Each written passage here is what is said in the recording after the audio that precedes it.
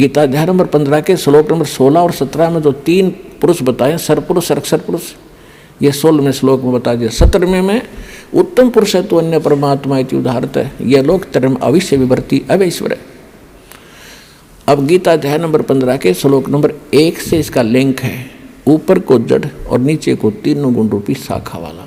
यह उल्टा लटका हुआ संसार रूपी वृक्ष है, जिसकी ऊपर को जड़ है वो तो पूर्ण परमात्मा है, और नीचे को तीनों गुण, रजगुण ब्रह्मा, सदगुण विष्णु, तमगुण शिव जी रूपी शाखा है। तो परमात्मा ने स्वयं आकर बताया था कि अक्षर पुरुष एक पेड़ है, सरपुरुष यानी ज्योत निरंजन वा की डार, और तीनों देवा शाखा है, ये पात्र रूप संसार। अब ये दास बता रहा है कि जो जड़ है वो परम अक्षर ब्रह्म है।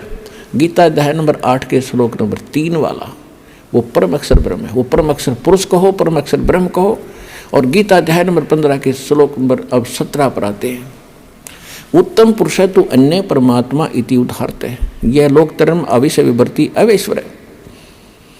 उत्तम पुरुष, पुरुषोत्तम यानी श्रेष्ठ भगवान, जिसको परमात्मा कह सकते हैं, कहा जाता है, जो वास्तव में अविनाशी है, जो सबका धारण पोषण करता है, सबके तीनों लोकों में प्रवेश करके सबका धारण पोषण करता है, वो अविनाशी परमात्मा है, वो परम अक्षर ब्रह्म है। वो संसार रूपी वृक्ष की जड़ है, जिससे सबकी परवरिश होती है।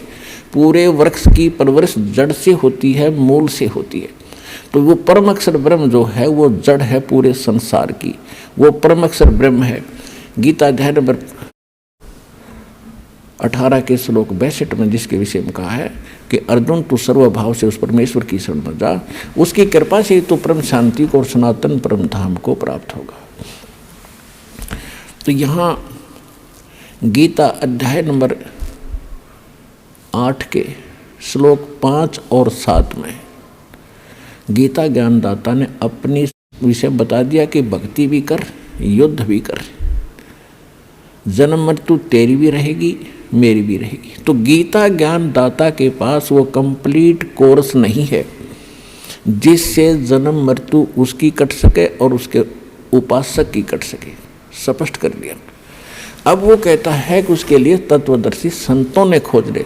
तो इस विषय में आज तत्वदर्शी संत ये रामपाल दास है, जिला हिसार, हरियाणा।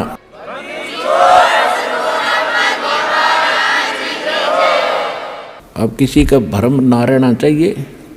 देखो,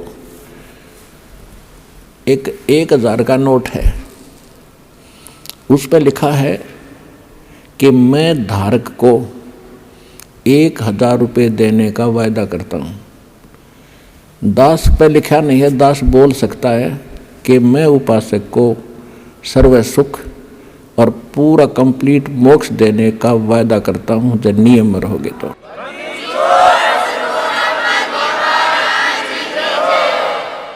तो पुण्यात्माओं, बिना बताए पता कैसे चले? स्वयं परमात्मा आए थे, 120 वर्ष रह के चले गए, हम लाल की पहचान करना जानते नहीं, इस कारण से मार खाते रहे। और एक तो कहना होता है, विद प्रूफ प्रूव करूँगा कि इस विषय में किसी के पास ज्ञान नहीं, किसी के पास समाधान नहीं, और कबीर जैसा भगवान नहीं, और इस परमात्मा के दास को जो प्राप्त है, कबीर परमात्मा का दिया हुआ ऐसा कोई ज्ञान नहीं।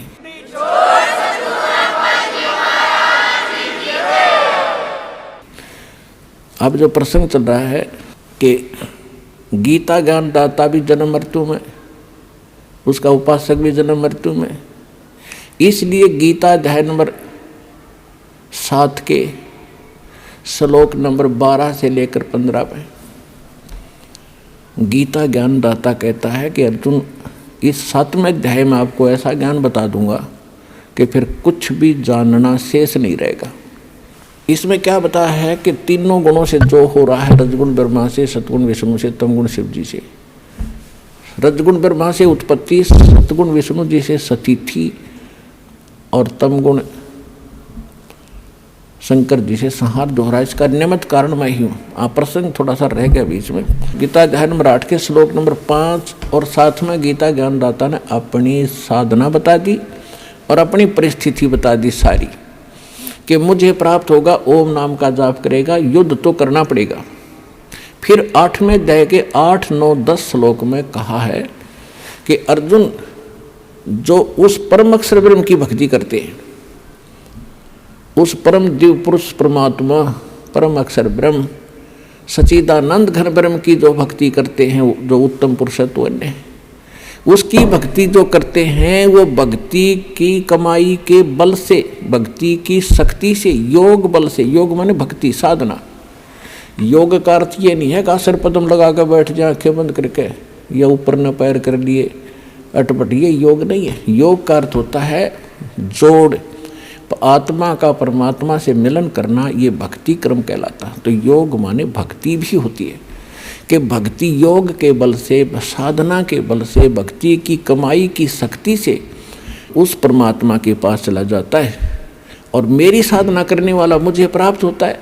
अब उस परमात्मा की भक्ति का उन्होंने मंत्र बता दिया 17वें अध्याय के 23वें श्लोक में, सांकेतिक।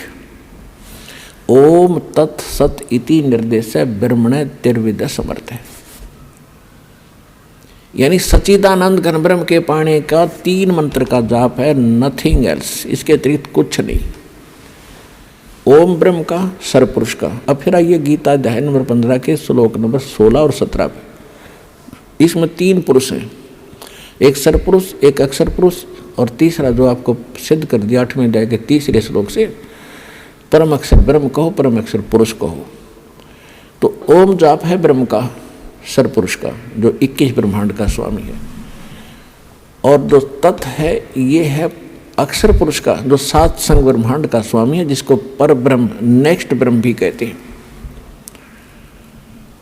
ये सांकेतिक है, ये इस दास के पास है, कोड वर्ड है ये, और सत भी कोड वर्ड है, सांकेतिक शब्द है।